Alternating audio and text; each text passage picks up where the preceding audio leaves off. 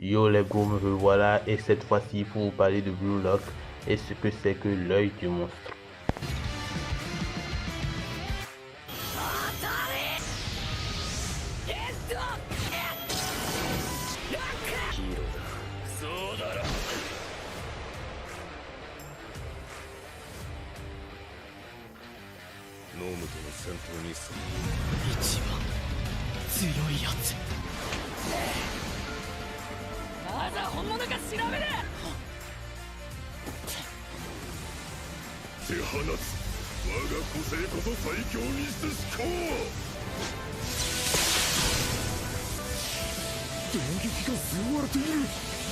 Est déjà diffusé et encore une fois c'est un kiff.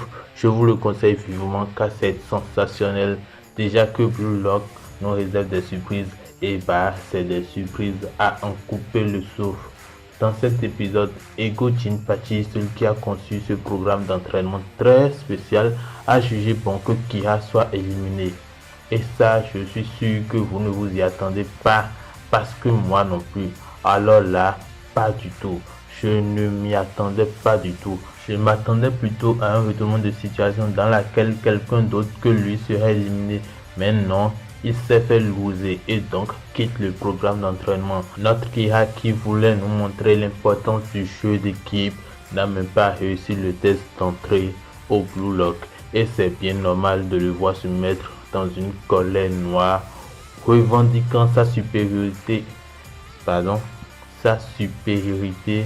mais avec les arguments de Jinpachi. Moi si je lui dis, allez, oust dehors Kira.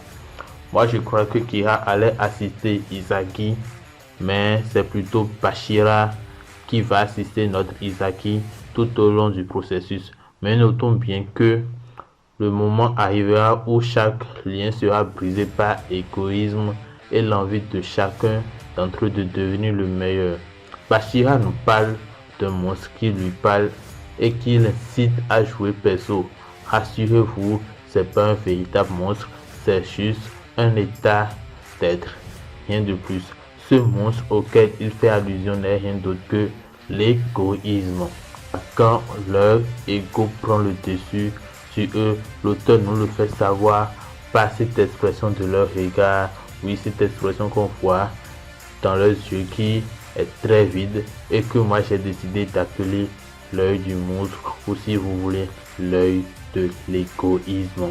Et oui, quand ils sont dans cet état, ils sont plutôt bien déterminés et très perso. Ce qui leur importe, c'est leur objectif ultime, celle de devenir le meilleur de tous.